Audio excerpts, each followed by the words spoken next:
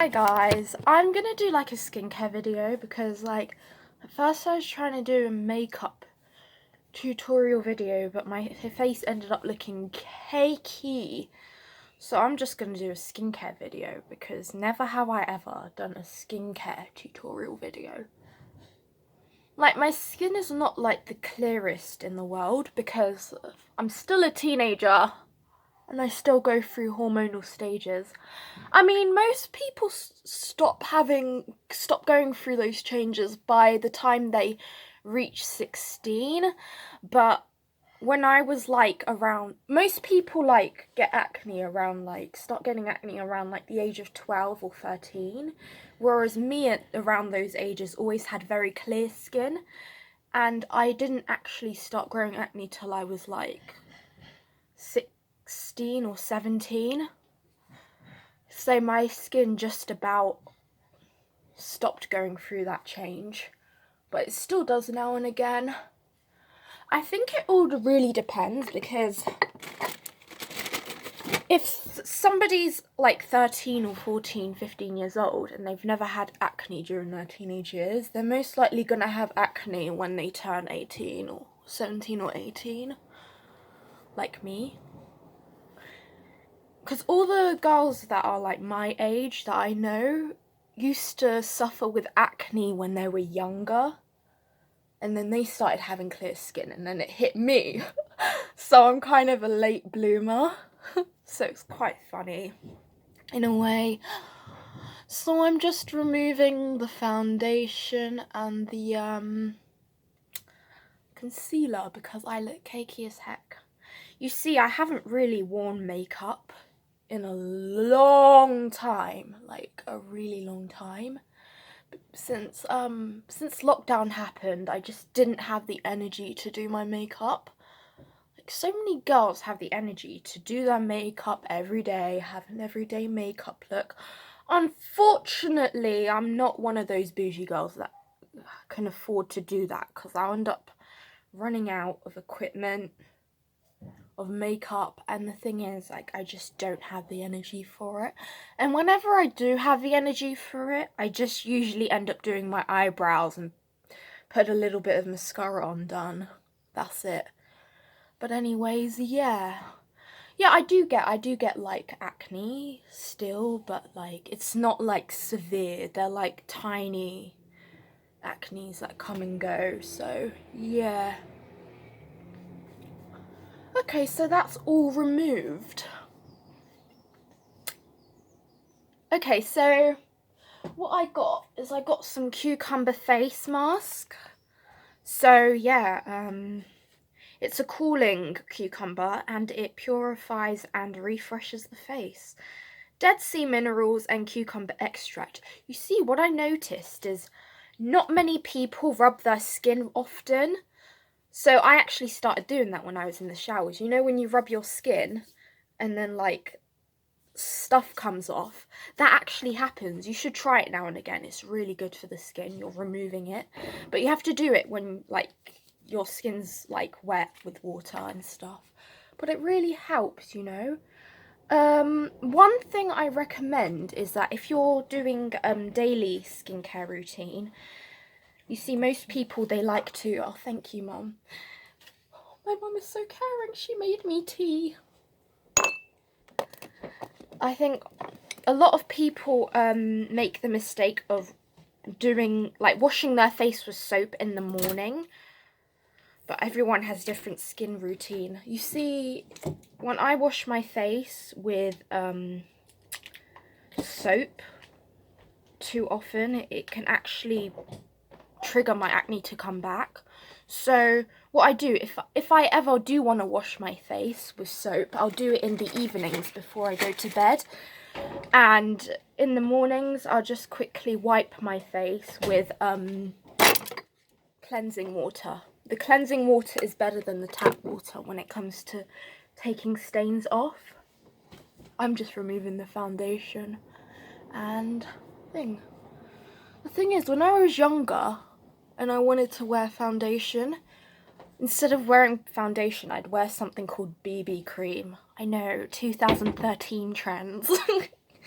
But anyways, we'll try that. Okay. So, first things first, yeah, I cleared my face and everything. So, I've really gotta like wash my face, if you know what I'm saying. But yeah. I would normally steam my face, but I don't have the equipment ready. But yeah. Well, at least I took off the stains and everything and wiped my face and everything like that.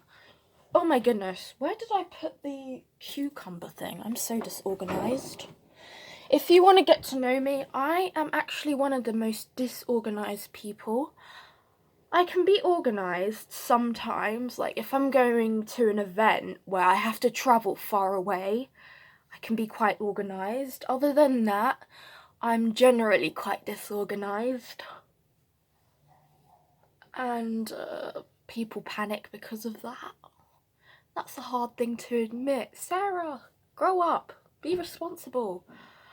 18-year-old problems, I know, right? Like, literally, you turn 18 and your expectations, literally, 17 to 18. 17, you're too young, don't do that. You reach 18, stop it. You're 18 years old now. Behave. Like, literally, the expectations change so quickly at the age of 18. Is that just me? Ooh. Cucumber mist. I really need to stop doing this. Oh no! You see, this is my first time actually using a cucumber mask.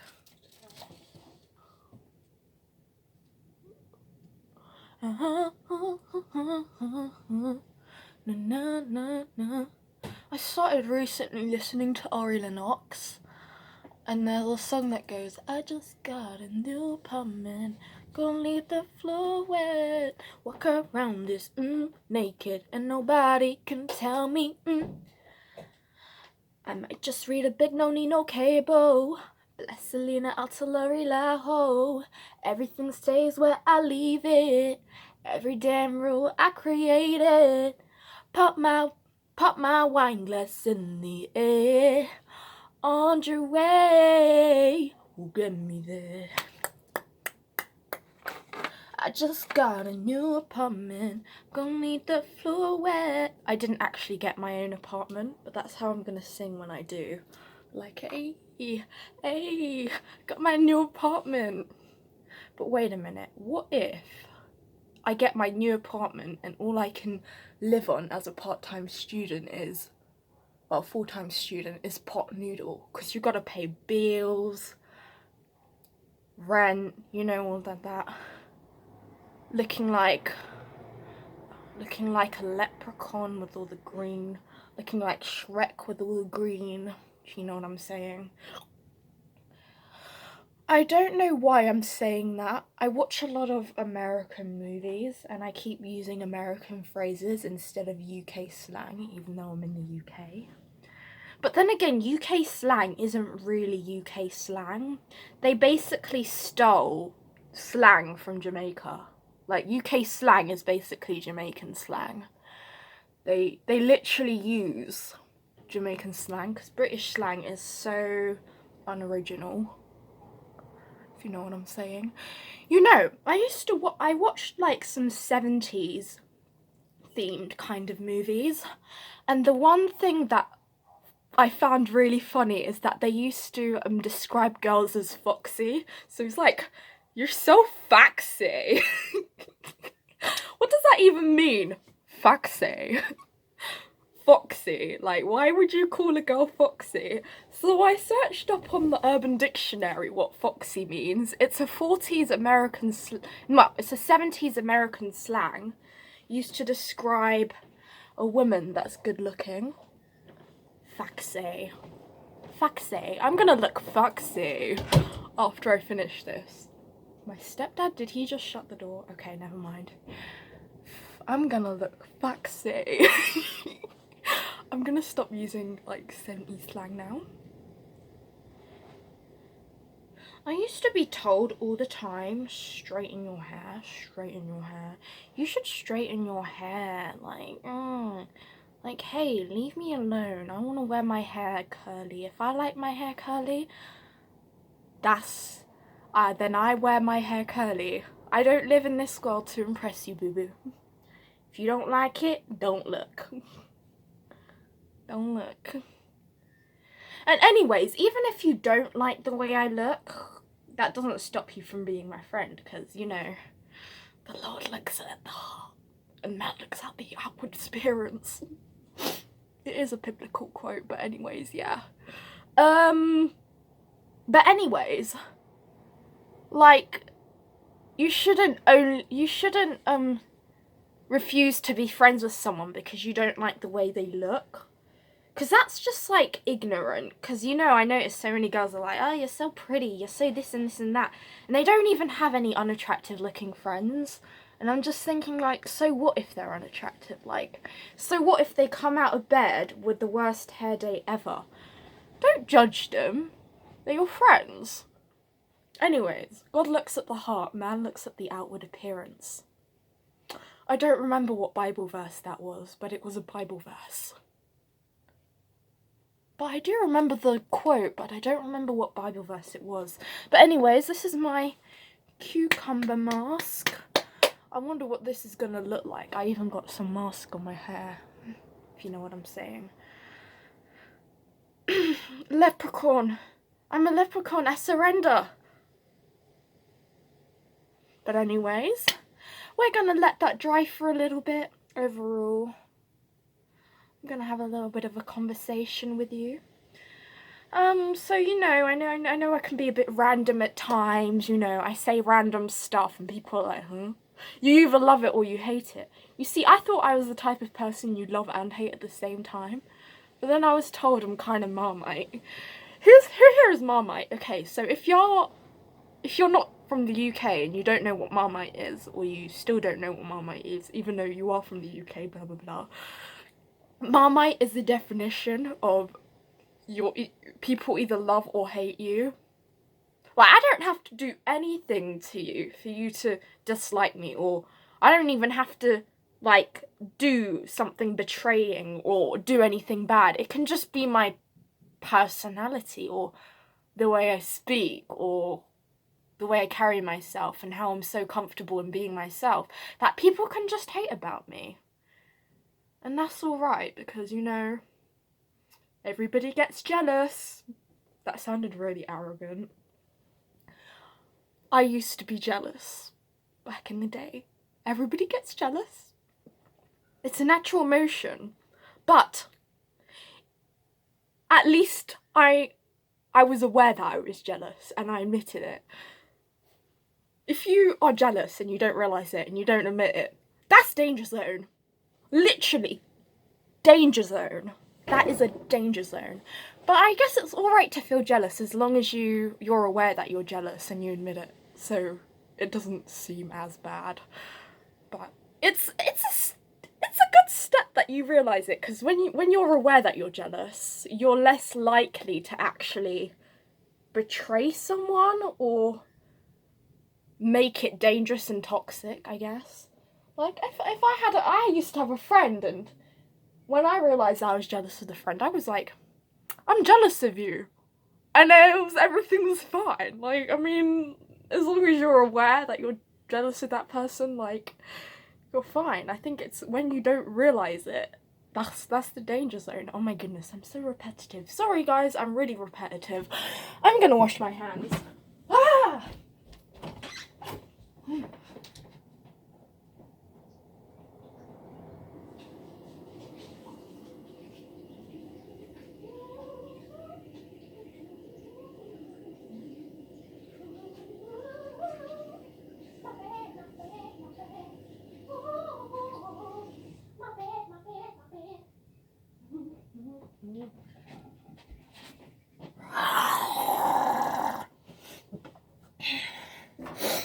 My mum got me some green tea.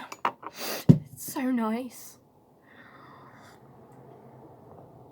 there's something I must tell you guys. Well, it's not really a must, it's by choice. Wink wink. So, since lockdown happened, I've been gaining weight like crazy. Like, look, my face has become like a moon. I'm like a tennis ball, you know? So, yeah, I mean, food is nice. Like, food is like yummy. I'm like, put your hands in the air if you love food, say yeah. You know what I noticed? Being like crazy, unique, and like standing out has become a recent trend, and it's really weird because when I was younger, I was myself just like I am now, and people are just like saying like, oh, like, you know, like avoiding me. But since everyone now wants to be themselves and stand out, it's kind of like a trend.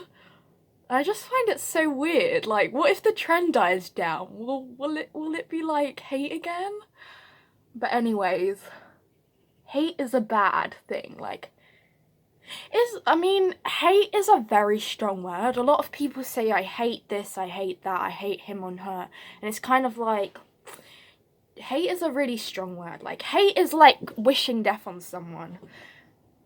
I wouldn't really call it hate, but I'd call it like strongly dislike. Because I don't think I've ever been in a point where I hated someone, but I have been in a point where I have strongly disliked someone. But I would never wish death on them because that's like really bad. Really bad. But anyways, I'm gonna remove my mask. So what do you guys so I know like I'm like doing this whole all about me kind of thing and introducing you to myself and what I'm about. I can be repetitive, that's one of my weaknesses. I find it extremely difficult to move on when I don't get closure from things. But even if I don't, I do eventually move on, which is a good thing, I guess. So it's a good thing that I use that as a strength to move on. Well, you never really like straight away move on. It's not like you're affected by it and then you moved on suddenly. Like, that never happens. Moving on is a process. So if you don't move on straight away, it's not something to be ashamed of, because like moving on is like a process. Like, you forget about it a little. You start with remembering it all the time, and then you forget about it a little bit. You start to forget about it a little bit, but it's still kind of embedded in your memory, and it always will be. And then the third step is like accepting that you can't change the past, and things might not be the same as before, but there's a way of moving forward and not letting that past control you, which is a good thing. So moving on is a process. It's not this like, I've moved on now, it's fine. It's not like that. Moving on is like a really slow process. It can be really slow. It happens gradually. It's like a heartbreak. You move on gradually. So another thing about me is that I'm a Christian, and a lot of people have this unrealistic kind of image about them. Like, there's like sometimes they can be inauthentic, which I don't doubt, but like there is actually no such thing as a perfect Christian. we're still human, we make mistakes, and sometimes it can be a little bit daunting when you make a mistake and they're like, oh, you're supposed to be Christian, which is like, it can be daunting to hear, which like you understand, but then you also understand that we all make mistakes, full stop, like we're still human. So like, yeah, we're not God, we're still human. The only difference is we just believe in God and just, you know, do what we can. I think it is a difficult topic to talk about sometimes with people who might not understand. That's alright, but we're all human and we all make mistakes at the end of the day. I think also another thing about me is that I'm a creative person and I really like to do creative things. I have a huge passion for creativity. And also creativity is just, it's like, it's really in my heart. The only thing that's like puts me off from going into creative industries is the way I see famous people being treated. Like, they're not human and they're getting so much hate, and you know, being famous is like, just the whole image of fame kind of puts me off. Like, you see the way the famous people get treated, like loads of people notice them and whatever mistake they do gets remembered the entire life, and they can never really truly move on because people will keep reminding them like they've done this and that. Like, you know, you make one mistake as a famous person and people will just bully and torment you for it. And that's one of the fears I have about making it into an industry, that somebody will expose me for a mistake I've done. And like, obviously we all make mistakes, we're humans, but it really annoys the crap out of me when I see that happening. It's upsetting because, like, you hypocrite, you make mistakes yourself as well. So like, what gives you the right to bully and torment other people for the mistakes they've done? Like, and a lot of the times they get away with it because the person is a public figure. So more times when they're public figures, people get away with tormenting them and throwing things back in their faces. And I think that's the one thing that does put me off a little bit from creative industries. But overall, I really enjoy creative stuff. Like, I like acting, singing, songwriting, all that kind of stuff. And it's just, that really puts me off, just the way that famous people get treated. And I just want to prepare myself if that ever happens. But I guess if I do ever go into creative industries, I would try and do something creative without becoming so much noticed and known, because it's scary out there in the famous world. Like, you look at it and you're like, wow, their life is so perfect. But when you look closely, you notice that, like, it's quite scary in a way, because they're constantly having to put on, they're constantly paranoid in the back of their heads. You put yourself in these singers' shoes, these actresses' shoes. You have to constantly put yourself in their shoes. When you do put yourself in their shoes, you actually start to understand that they're paranoid about who to trust and who they can trust and and how they can keep their lives private without it being known to the public. Because when the public find out, they're the first people that will be thrown stones at. And it's kind of just like, whoa, like, it's scary. And also, a lot of people who have been famous in the past have actually committed suicide, and I feel like this topic is just not talked about enough. So I think in my next video I'll probably talk about the topic of what fame might be like. Obviously I've never been famous before, but I've heard stories and I've seen tweets, Instagram comments, all these nasty comments made, and it's just sad. And I just think this type of topic is very important to talk about because they're human. And yeah, like, not many people talk about the topic, but I think it will be helpful. Yeah, I think I went on a tangent. I wasn't really talking about myself just then. I was talking about what it might be like in some of these famous people's shoes.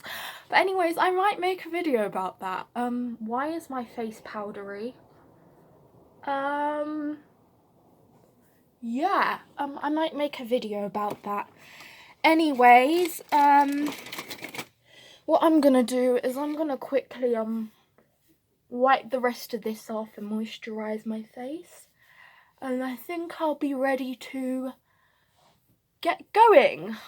So, guys, if you ever wanna, like, message me or anything like that, like, you can.